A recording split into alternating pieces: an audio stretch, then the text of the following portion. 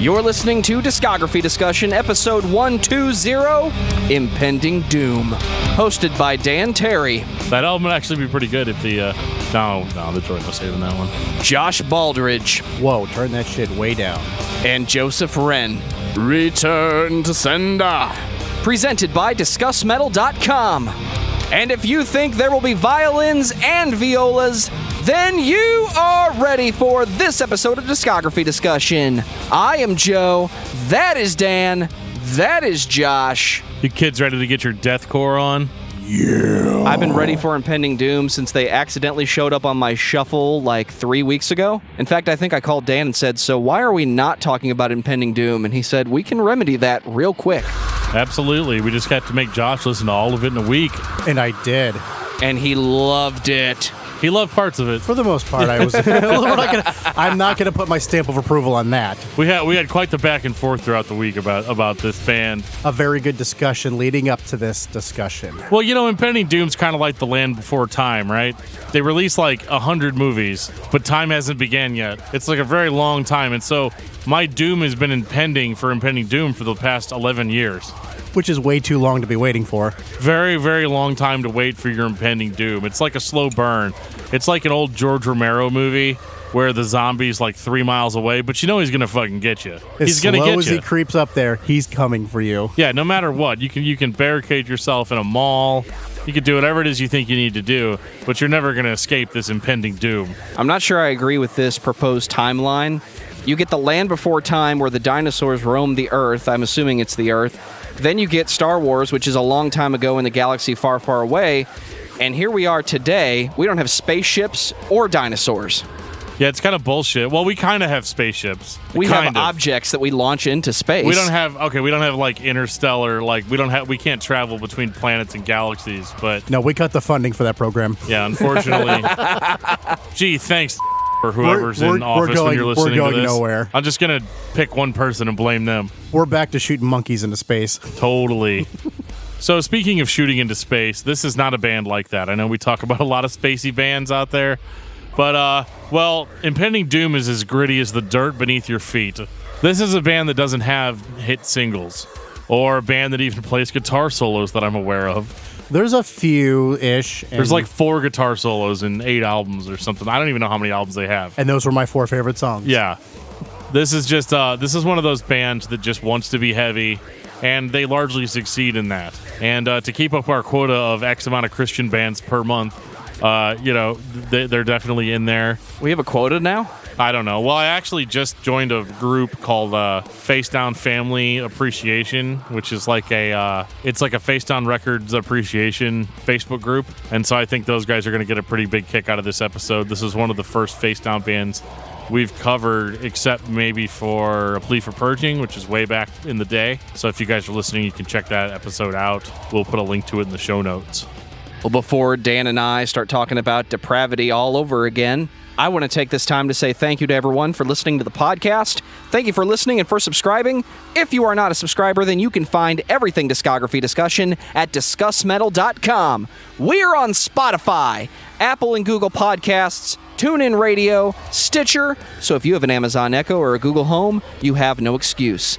Ask it to play the latest episode of the Discography Discussion podcast, and it will. We're also on Facebook and on Twitter at Discuss Metal. Be sure to like, favorite, and subscribe. It really helps us out. It lets us know you're listening, and now Dan is going to tell us all about 5-star reviews. Hey, we've been friends for a long time, right? 120 episodes or so. Almost exactly 24 years. It's been a long time. I think it's time to get those reviews, guys.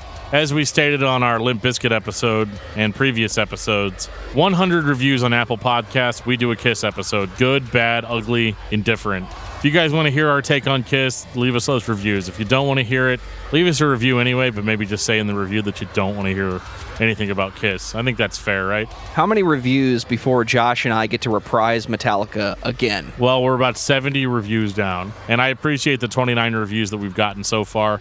on Apple Podcasts. And I really, the reason we ask for these reviews is because they help us get recommended to other listeners. That is the only reason we ask for it. We don't get paid when we get a review.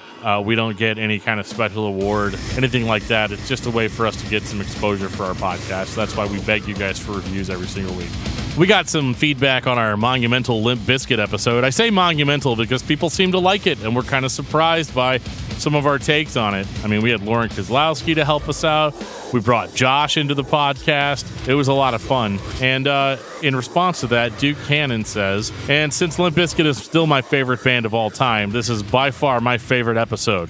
I felt like Daniel Terry was the only one who really understood the unquestionable truth. Yeah, that's probably true. It's a banger, and it gets slid under the rug all too often because it doesn't have a Nookie or a Roland on it. That album on all fronts is realer than 90% of their catalog, and I wish they would have stuck with that formula. But it was a place and time. I believe they recorded it in Germany, and Fred was on Absinthe a lot, so that could explain the deep lyrical content. Plus, having a raw Wes Borland back into the fold only increased its different approach. Awesome episode, guys. Very well done, and thank you. Duke Cannon then goes on to say, the industry took Fred, a guy who didn't get much positive attention as a kid, and twisted and molded him into the media douche people claim he was. That's really easy to do with a guy like him and millions of dollars thrown at you. I would have done the exact same thing, I'm sure. They pushed him into it hard, and it created a monster. I don't blame Fred very much for who he was at the time. He didn't deserve the hate he got. Austin Count says, I went into this thinking it was going to be just be Bizkit hate, but was pleasantly surprised. Always have and always will be a Limp Bizkit fan. Also, the lyric was actually, you make a dash for my cash, it's that ass that I'm blasting like a gun, pew pew. So thank you for the clarity on that. Sometimes we have misheard lyrics. Thank you very much. And we addressed it, too, on the show that everybody really does like Limp Bizkit to some degree. It's nice in 2019 that we can all just admit it. You don't need to bash a band for the bad media handling that they had, 10 years ago, 15 years ago? Right. Well, and the funny part is that it's like Lauren said, I can't believe you're listening to Limp Bizkit, and it's not even the songs that we know? I thought that was really funny and very true of how people treat Limp Bizkit in the later 2010s. We got an email from Jeremy Prince. Hey, just finished the Limp Bizkit episode. Love that Lauren was on. Now that he's been on a couple times and Matt has been on as well, when do we get a Jenny guest appearance? Do a Madball episode since she's mentioned she likes them. Mind you, it'll basically be like listening to the same album over and over. Well, we did listen to Impending Doom all week. No, it's not really the same as Impending Doom because Madball is the ultimate in hardcoreness. And to answer your question, Jeremy, we do want to have Jenny on some time, but the problem is she's got some stuff going on. She's planning a wedding right now, and I don't want to get in the middle of that or add any stress to that. So it'll happen eventually, but for right now, we're going to hold off. So, Dan, tell me about Impending Doom. Well, Impending Doom is a Christian deathcore band from Riverside, California that started in 2005. I remember when this band started, actually, because they had a demo out called The Sin and Doom of Godless Men, which had a solid white cover with a blood red Impending Doom logo on it. And I remember describing it to my friends as, it sounds like pigs are being chainsawed in half. You can find that demo on YouTube. If you'll stop the podcast and go listen to it, you're going to know exactly what I'm talking about. This is deathcore at its brie-brie-iness. This is inhaled lows, inhaled pig guttural vocals. It's incredible, but it gets a little hard to listen to. And I think that demo was cool because it was a very small piece of it. Whenever we move into their debut album, Nailed Dead Risen, 2007, this formula gets a little bit repetitive. It's not a long album. I think it's like, 30 minutes or something? 34 minutes and 17 seconds, according to Google Play Music. Normally, I would call an album that lasts anywhere between 25 to 45 minutes as perfect length. I think that can be a problem, though, when, all 34 minutes sound like one long, grueling song. Yes. I think that was my biggest issue with this album is it's cool. Like, it has a really cool intro. Yes. It has a dude, praying. It sounds like the world's going to end. It sounds like his doom is impending. So he's, praying to Jesus and all this stuff. And then the song kicks in, and it's just, really heavy drums. That's one of the first things I noticed is, how hard-hitting the drums were. The riffs are fucking slamming as all hell. And then Brooke Reeves' vocals come in, and it just sounds otherworldly. I mean, just super deep, super guttural, But the weird thing is on the first song, he sounds kind of okay. Yeah. Like, he's like, you can't really understand what he's saying. You can hear some of the stuff he says, like, I hope I scare the hell out of you, and which is, like, funny for a Christian band to say something like that. Like, it just being, like, you can take it two ways. He's literally going to scare the evil hell out of you, which is kind of fun. And he says stuff like, don't believe the lies that lead to your demise. And it all sounds cool, but the problem is then he starts going into his inhaled vocals, and it just sounds like sludge. And I realized that in 2007, this was the cool thing to do. This is what people wanted to hear out of a heavy album. Like, we had gotten so guttural with our death metal vocals and hardcore vocals and screams and growls and stuff that they're like, what's next? How do we one-up that? So is this considered death metal or deathcore? This is deathcore through and through, sir. I'd agree with that, yeah. Death metal is way more complex than this. I agree. I asked the question, though, because as soon as you say death metal and you give me this, I'm probably not a fan. But when you call this deathcore, I'm expecting that kind of vocal, and I'm willing to tolerate it for the next 35, 40 minutes, however long the record is. Oh, I don't know if I could have tolerated it for 40 minutes. No. Like, so Josh, what did you think of Nailed Dead Risen? I like the intros we were discussing before. The first song is heavy, and growling. And I'm okay with that, but it continues on for the next 8 songs, and there's no difference between any track to the next. It's just one long trudging. That was pretty good. And that's fine.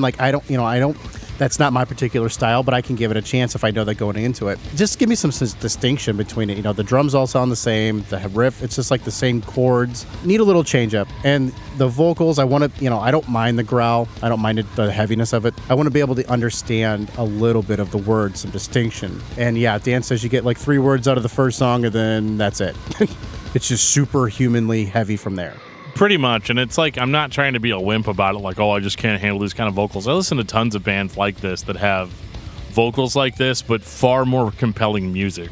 Oh, and I think it's because it makes it boring if you don't. Otherwise, it gets old quick. Yeah, Nailed Dead Risen is a trudging, sololess affair. It doesn't really have anything that distinguishes the songs from one another. If you listen to it for a few years, like I have, you can kind of distinguish which songs you're hearing, but if I'm listening to a deathcore playlist and this comes on, I'll know that it's from Nailed Dead Risen by Impending Doom, but I will not know what song it is, unless it's the opening track. Now, there is a certain cool factor, though. This is kind of like what I said on the Cannibal Corpse episode about, this is not an album that you just listen to, that you pop on and just listen to.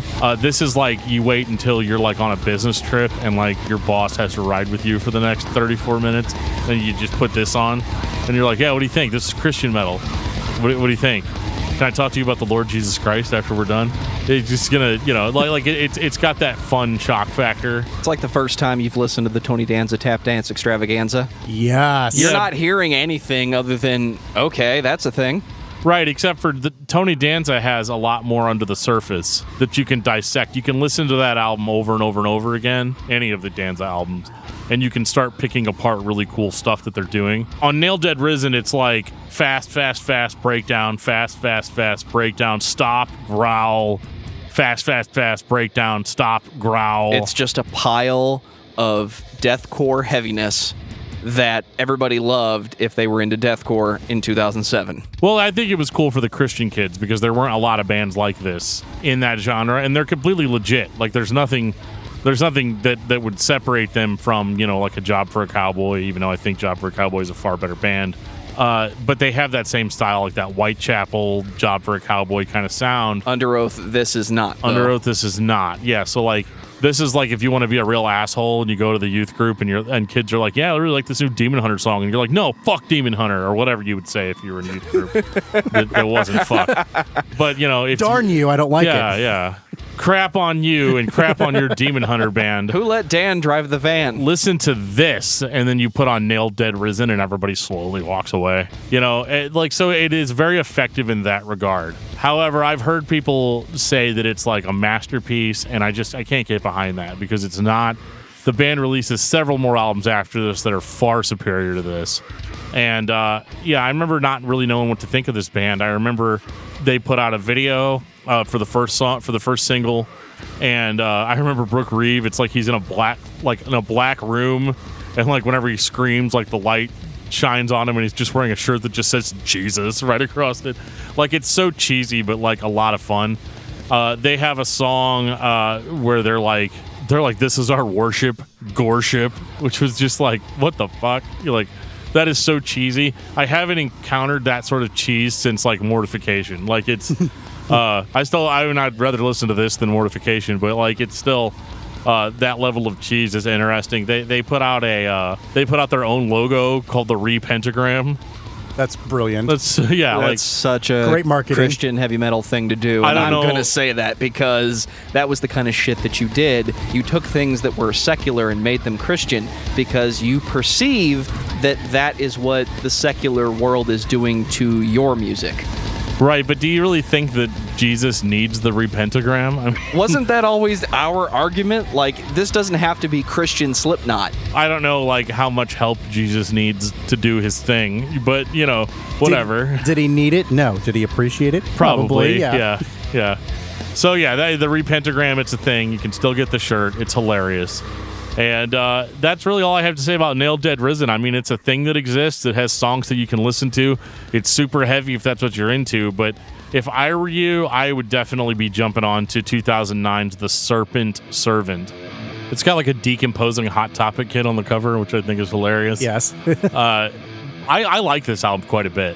It is totally different than Nailed Dead Risen to the point where you could almost tell me it was a different band. Brooke Reeves' vocals are still brutal as fuck, but he's kind of done away with all that like inhaled squealy stuff, and I think that's actually really a big improvement to the band. And again, people are going to listen to this and be like, you guys are a bunch of wimps, you guys can't handle deathcore or slam or all that stuff. Dude, I can, but I can tell you that there's a lot better bands in those genres than Impending Doom. Right, we're talking about, is this record better than the previous one? Absolutely. Are the vocals better going forward? Oh, yes. Yeah. I mean, quite a bit. You can tell. You can tell he took classes, as somebody gave him advice, he practiced. Like, it's not just getting on there blowing your vocals out. There's actually some strategy behind it, and there's actually some rhythm behind there. Like, he's not just getting on there and just, low cookie growl. Like, there's a method behind it. And we've talked about the inhaled deathcore vocals before. I'm not saying it's not entertaining as hell to listen to. I'm saying in most cases, they're not actually saying anything that they've written down on the lyric sheet. But as you say, they don't have to. Right. I'm not listening to it for that. I want my 30 minutes of heavy and, all right, next band. Well, I can tell you this. Here's what I think happened. I think they went on tour because they got signed to Face Down Records in 2007, put out Nailed Dead Risen. Can we do Face Down Records Revisited at some point? Sure. We never visited them in the first place, but we can visit them. I'm actually currently making a Face Down Records Spotify, or not a Spotify, but a Google Music. We use Google Music here on Discography Discussion, so if they want to send us a check, send us that check. Anyway, I'm making a playlist on there that has every Face Down Records release that's available on the service. That's a side note. Here's what I think happened. They get signed to Face Down in 2007. They release Nailed Dead Risen, and then they go on tour for like every month out of the year, maybe with like 2 weeks off here and there. And he's doing this every single night at every single show. At some point, he's like, there's got to be a better way I can do this and keep my voice. And it'd still be brutal, it'd still be cool, but it doesn't have to necessarily be like inhaled, guttural vocals, because I think most people like it just for the cool factor, and you're not going to be able to sustain that over a whole career. You're just not. I mean, there's bands that have done it, but like, where are those bands in comparison in popularity to Impending Doom? A band that was relatively successful for the type of music that they played. So what you have on The Serpent Servant is a much cleaner record. So the production quality on Nailed Dead Risen was very, very, very dank. Like, it sounded like they recorded it in a basement. Of the church. Yeah, it sounded good for what it was, but it was very muddy sounding. All right, guys, we're going to move all the pews back. We're going to set up right in the center of the chapel. Exactly. And we're just going to go, and that'll be the record. 2 weeks later, we owe the church $17,000 to replace stained glass windows. Hey, churches have great acoustics. I don't care what anyone says. Mm-hmm. This record is significantly cleaned up. The drums sound 1,000 times cleaner. It's just a better record overall. You're taking the core of deathcore music and doing it better. You can still be heavy, you can still be dissonant, you can still sludge on open, but then you can actually understand what the lyrics are saying. Yeah, Brooks actually sang all of his lyrics, which are cool. Maybe he was saying them before, but I couldn't tell. I can definitely tell here. One of my favorite things about this record is it sounds like somebody in the band bought him a Sugar record and was like, hey, we need to do something like that. Sounds like a lead singer move to me. What do you think, Josh? That's the ultimate lead singer move. So I bought this record yesterday, and I listened to it all night, and now we need to sound like this. It makes our stuff sound like shit in comparison. It does. And it's funny because Dan's notes that he just mentioned are the same thing I wrote down verbatim, like vocals way better, drumming better, production probably better. The songs have distinction to it. It's not just growl, fast, growl, heavy. You know, there's breakdowns in there. Right, and there's every song has different riffs. Yeah, like I can't definitely stress that enough. You know, you can tell. And one of the things that they introduce on this that it carries them through their career is they actually add quite a bit of background noise and atmosphere to what they're playing. So you get kind of that creepy, eerie vibe behind a lot of the songs, and it adds quite a bit to their sound because if you strip all that atmosphere away, you'd have a very clean, sterile record that would still probably sound pretty good, but it would be devoid of that creepy vibe that this album gives off. Very much so. And I love it. I love the way Brooks sounds. I love how it all kind of comes together. You can hear progression in his voice for sure. But at the end of the day, it still gets old. It still gets a little repetitive. It's sometimes just a little too much. Just like that constant double bass beat is cool, but it also sounds a little half-hearted in places. And I think they tried really, really hard on this one, but I just don't think that they were master musicians yet. I don't have a problem with the repetitive nature of deathcore in general. It's a 30-minute album and you're done. If you want to listen to this type of metal, you either want to listen to only this, or I just need my lunch break to deflate and eat my fucking sandwich. I'm listening to Impending Doom. All right, it's been 30 minutes. Let me get back in there. Can definitely get you pumped up. But you know what really gets me pumped up? 1 year later, they drop There Will Be Violence. This is an awesome album. An amazing album. This is Dan Terry's favorite Impending Doom album. Wrong. I was going to say this is mine. This is Josh's favorite Impending Doom album. This was my favorite one. I like this album a lot. This one I actually listened to twice.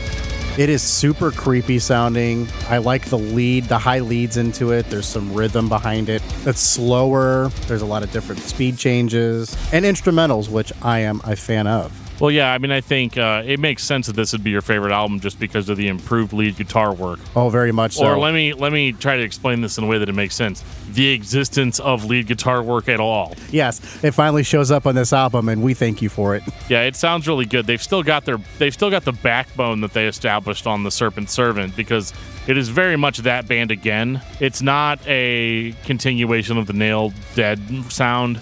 The band, as we know them today, started with the Serpent Servant, and that's the band that we're going to watch evolve throughout. There Will Be Violence is more of a perfection on the ideas that they had on the Serpent Servant.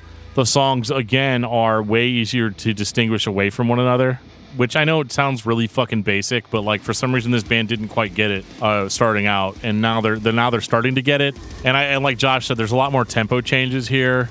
The music's a little bit, on the whole, more technical. Very. It's almost like they had ideas prior to this, but they weren't technical. They weren't good enough musicians to do it until this album, and it just kind of all came together at the same time for them. Well, this is 2010. Deathcore had been a thing for, 5 years, 6 years at this point? It wasn't a massively popular style, until this time. It wasn't just about being sludge with inhaled vocals.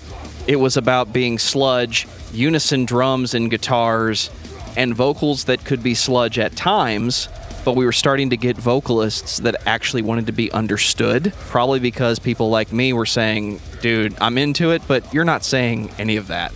Yeah, and I think that's going to be the great divider. Like I said, I love shit like Nail Dead Risen in a certain mindset, but on the day-to-day, I'm going to want to listen to something that I can understand and really get behind, because some of the most fun moments of being a heavy music fan is whenever you get to that crazy breakdown and you're like, fuck yeah, and you're screaming the words along with them. You know, like that's the adrenaline rush. You can't really do that on an album like Nail Dead Risen, but you can do that like 8 or 9 times on There Will Be Violence. You know, there's a song where they actually have a guest vocalist from the Acacia Strain, which is really cool, and he sounds different than Brooke.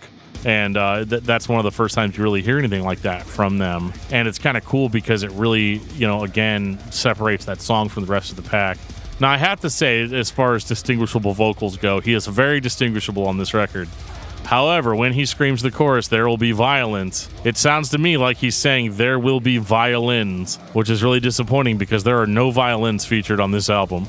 And it's one of those things, once you hear it, you don't unhear it. Yeah, I mean, this album's been called There Will Be Violins for me pretty much since it came out in 2010. But it sounds so pretty at times. Pretty is an interesting way of describing it.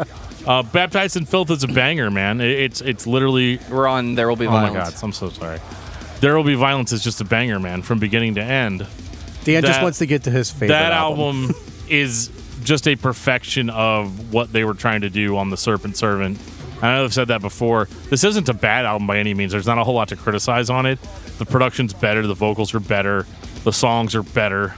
And I think the only thing that they're really running into at this point, though, is in a lot of ways, The Serpent Servant replaces Nailed Dead Risen. Likewise, There Will Be Violence replaces The Serpent Servant. There's almost no reason to go back and listen to that album now that you have There Will Be Violence. Not even for nostalgia reasons? Not really. I mean, I can't... There's a couple of songs on Serpent Servant that I still like. I like the opener, When Waters Run Deep. I like When I Speak. I like the song The Serpent Servant, but like the album as a whole, I'm not going back and listening to. So is this a discography that you just pick one off the shelf and listen to it, or as you move forward, you don't really want to go back? Well, yeah, it's the second one because that's how I feel. I feel like this band got really firmly rooted on There Will Be Violence, and so in a lot of ways, if I want to listen to a bunch of Impending Doom, I'll probably start with that album and move forward. Exactly, that's just the starting point. I don't even really consider even listening to the first two albums. This is where I would begin and go forward from there.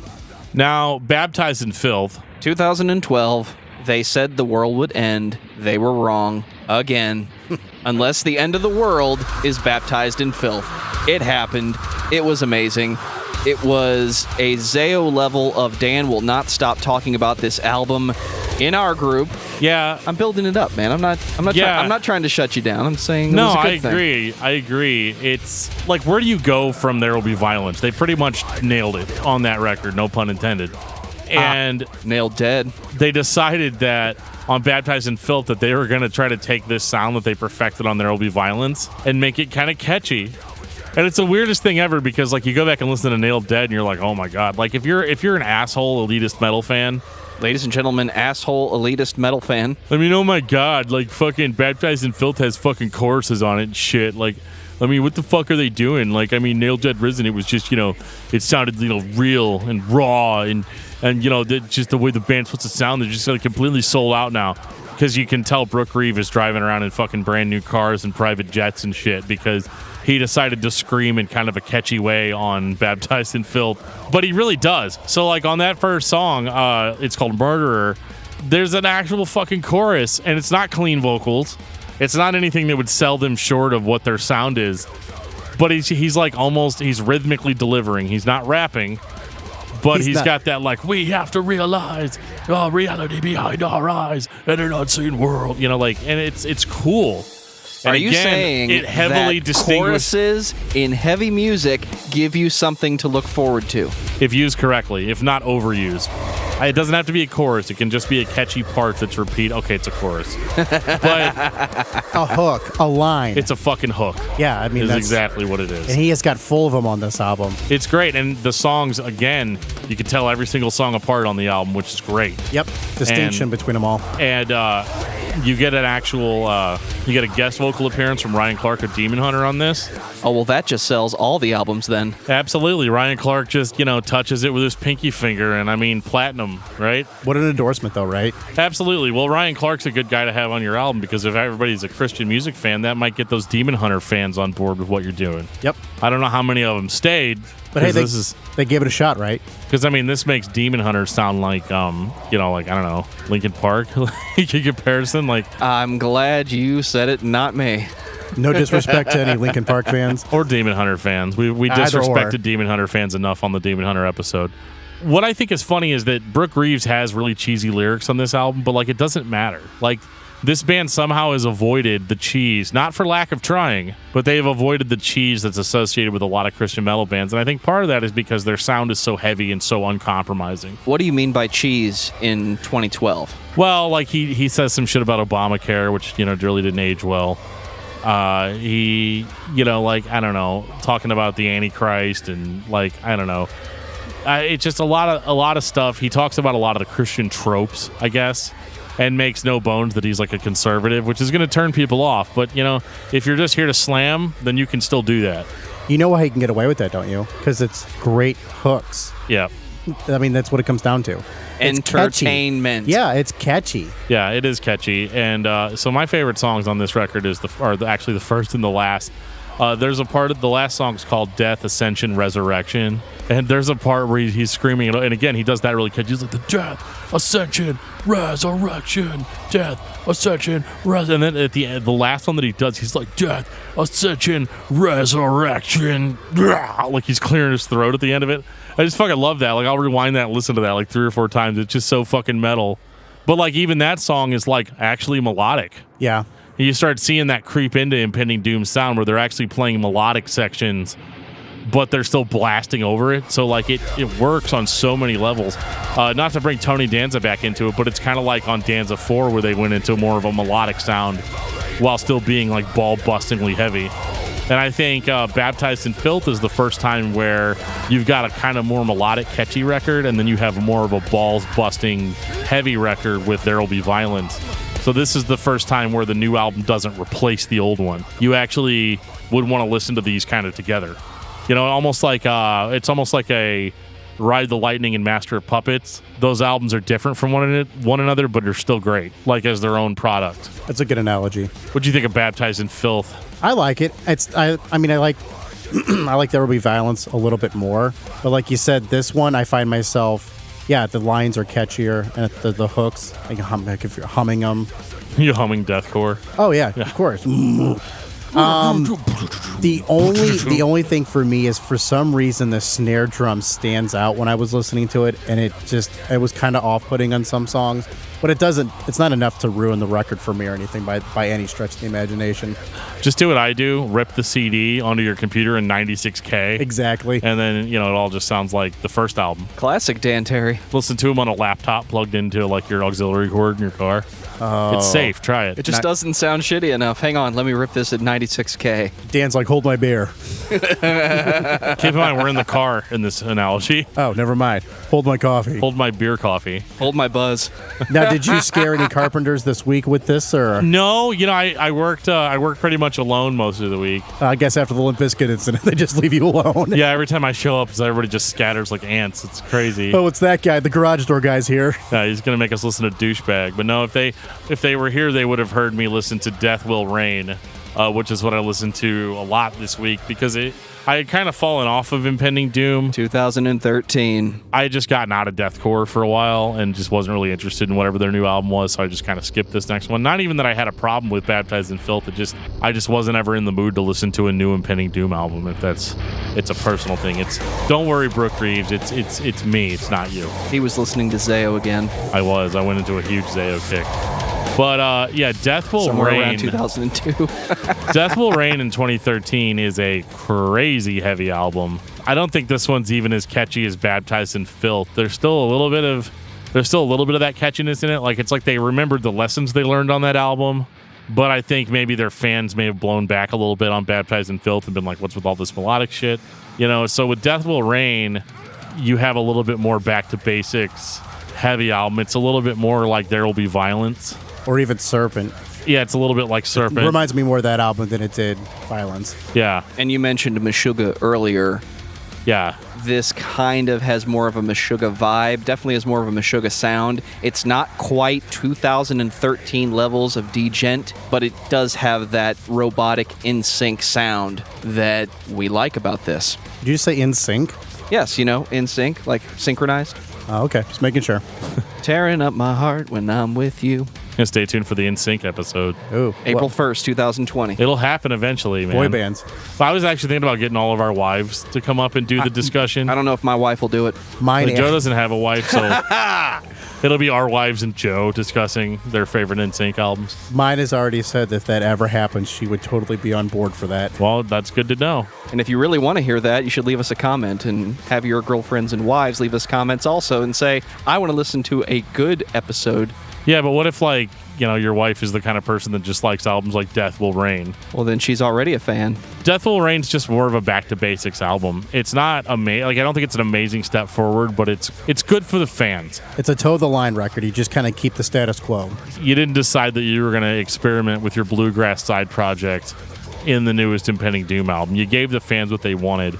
And we can add Impending Doom to the list of bands that listens to the fans. Did you just take a shot at Between the Buried and Me? I don't know what you're talking about. Never. Go back and listen to the Between the Buried and Me episode. It came out last week. Death Will Reign has a lot of that atmosphere, though, which I like. It has a little bit more of that background noise that we were talking about on Serpent. And it's kind of creepy. It's kind of melodic. That's one of the things that I like about Impending Doom from Serpent on, is they're creepy. They try to sound creepy. They try to creep you out, and it works largely. Because, like, they don't insert clips from horror movies or anything. Like, they don't overdo it.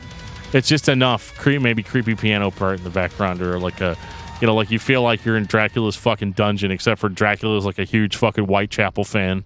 And you're like, oh, okay, it's going to be like this then. Well, there's not very many Christian horror movies that you can draw from. But that's the weird thing about Christian entertainment, though, is there really aren't Christian movies. I mean, there are, but they're terrible. Ooh, I'm not touching that.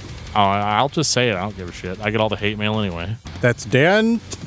Do you guys remember the track name for the last on this one? I forget. I meant to write it down. That was my favorite on the album. Whatever the piano at the end of that song for like the last couple of minutes. Are you talking about The Great Divine? Yeah, super creepy and ominous. I had to listen to that a couple of times. I'm not gonna lie. I enjoyed that. It was very eerie. Could you count this in your sleep, Josh? Yeah.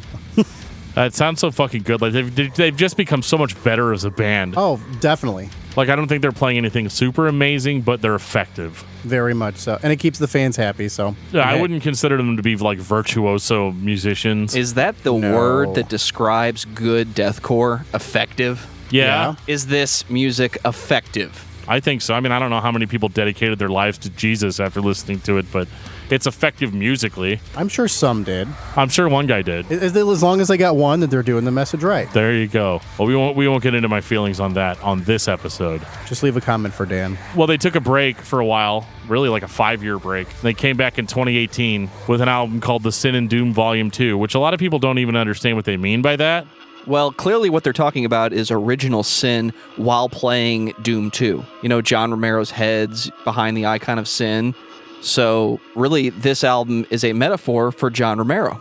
Did I read way too far into that? Joe, that's interesting. However, it's called The Sin and Doom Volume 2 because their first demo was called The Sin and Doom of Godless Men. So I hate to... So this doesn't have anything to do with John Romero? I hate to spoil the hours of research that you did coming up with that. Coincidence? What have I been doing with my week? That's a separate discussion. This album's very interesting to me because it is a mix of... Like, it's still the Impending Doom that put out Baptized in Filth, There Will Be Violence. But for whatever reason, somebody decided it was a good idea to inject some of the Nailed Dead Risen sound into it. Which was a turn off to me, at least. It's not too bad. No, not at all. Like it's enough to where I'm like, oh, well, we're going back to the first album. It's so that they can put a sticker on it that says like I going guess. back to our roots, you know.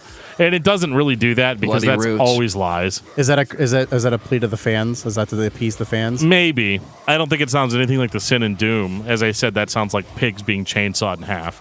So this definitely doesn't sound like that. It basically sounds like Death Will Reign with 2018 production, and they throw in a couple of like death metal blast fests in places. However, I don't think it's their strongest album. I think they spent way too much time trying to be heavy and not really thinking about the progress that they made melodically on their previous releases. And I think a lot of that has to do with the fact that there was a 5-year gap between the albums. And I think they were like, okay, well, we got to hit the scene hard. We got to hit it running. We got to do what people expect Impending Doom to do. And so they put out a fucking ball-busting, heavy deathcore record. So what happens when you lose that momentum, though? And that's what happens in 2018 when you've got these fake metal pop bands that sing melodically all the time and pretend to be a plea for purging. Joe's calling you out. I'm not asking Alexandria to actually, say something I can understand. We're not asking him anything. I think this is still effective, though. Like, it's not my favorite by them by any means. But I'd listen to it in my rotation. I mean, I wouldn't skip over it. I would listen to it. It's an album I enjoy. Yeah, it serves its purpose, right? I don't It think I entertains. see Impending Doom the same way Dan does, though, because, yes, there is a very obvious peak in the presentation of this band right in the middle of a discography. This might just be because I haven't been listening to the band for the past 12 years. I could pick up any of these albums, put them in, and be satisfied in 35 minutes. You should put out an ad in the paper then. Sounds good. I'll support it. There's not much to say about this album. I mean, It's kind of a step back. Yeah, a half a step maybe. Yeah, and it's not terrible. Like, I don't think it's worse than Serpent. I think Dan hit the nail on the head here. It's a band that took a 5-year hiatus. They're looking to get back into it, and it's like, crap. All right, well, what did our fans embrace us for Meshuggah. originally? Meshuggah. We need to be Meshuggah. Yeah, so it's what got us here in the first place? All right, well, let's just go back to our roots and get our fans back, and then go from there. I would expect that the next album would be that progression, maybe to the stuff that we enjoyed more so. Well, I think what it really is that they have to have that establishment back, but they still clearly have listened to the lessons they learned on their previous material. It would have been really easy to go into a studio and just fucking pig scream over some riffs and some breakdowns and call it the Sin and Doom Part 2. And everybody's like, oh my God, check it out. But like, they're smarter than that now. And they realize that fans have come to expect a certain production level, a certain vocal level, a certain amount of hooks. Because this album still has hooks on it. They're just not necessarily as compelling as they once were. But again, I think that's just songwriting rustiness. I still recommend the album. I would still have it in my rotation. I wouldn't skip over it like maybe, say, the first one, at least for me personally. I wouldn't necessarily order the vinyl. No, I wouldn't go that far. But it's a good group. I enjoyed listening to them this week. They definitely won me over with some of their albums. Final thoughts on Impending Doom. Josh. I liked them. Like I said, they started out as being difficult to get through because I'm not super into that sludgy, grudgy stuff.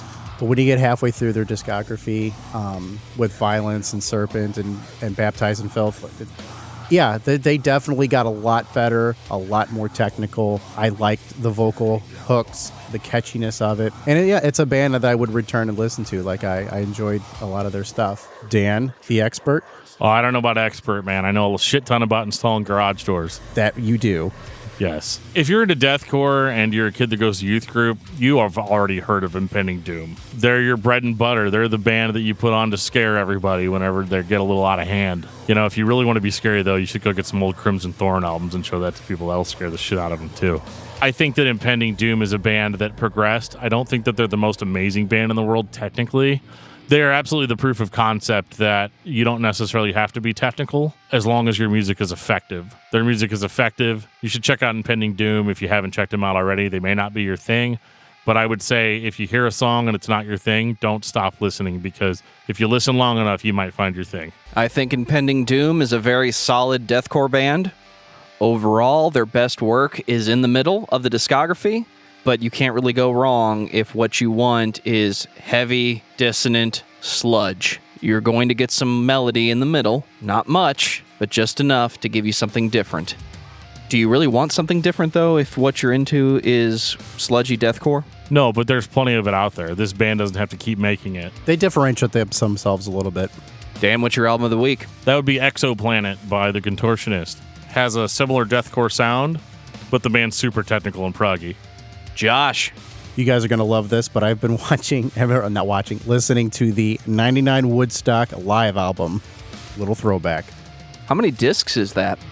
Well, it's 2 volumes, so 4 discs, I believe. I think it's 2 for each album. Is it a pretty good volume spread of the bands that were playing that day? Yeah, you've got everything from Korn, Biscuit to Prodigy. It was 1999. I could really just look at the radio. John Mayer, it's a whole. John Mayer played Woodstock 99? I believe he was on that one. Holy shit. Chili Peppers. It's a pretty good mix. Talk about a remix opportunity. Give me something to break. Also, you're always buzzing just like DMX too, apparently. I didn't realize that until listening to it, but apparently he was there. Very nice. My album of the week is War of Ages, Return to Life, because We're all about face down this death week, will man. reign. Fuck Solid State. It's all face down. If you've been listening to this podcast for a long time, you might ask yourself, man, they've talked about all these bands that I love, but they haven't talked about this band that I love. Can I get them to talk about the band that I love? You can send us suggestions in a variety of different ways. You can go old school. You can send us an email at danandjoeshow@gmail.com. You can find us on Facebook at facebook.com/discography discussion. On Facebook, we have a Discography Discussion official Facebook group that you can join. Just ask to join the group, and I will approve you to join the group, and we share a lot of memes in there. Sometimes you can get some inside info about what's coming up next. There's just a lot of good people in that group, and we appreciate them. In addition to that, we also have our own Discord server where you can chat with us in real time, pretty much any time. There's a guy that sends us messages at 2 o'clock in the morning, and I'm usually about to go to bed, but I respond to them anyway. It's a lot of fun. It's a quick way to get an answer from us or drop a band suggestion. We'll have a link in our show notes that you can click on to invite you to the Discord server. You can also find us on Twitter at discussmetaldan or discussmetaljoe, or if you just want to send a tweet to the podcast itself, you can just find that at discussmetal on Twitter. So there's a lot of different ways you can find us online, and if you can't find us, it's your fault. And on that note, this has been episode 120 of Discography Discussion. Thank you for listening. You can like us on Facebook and follow us on Twitter at discussmetal. Subscribe to our podcast everywhere you listen to podcasts, including Google Play, iTunes, and Stitcher. Visit discussmetal.com for all things discography discussion, and please send questions and comments to danandjoeshow@gmail.com. If you are not a patron, you can become one at patreon.com/discussmetal. We have some sweet perks. Hey, Gavin, get right on that microphone, and I want you to say, metal! Metal!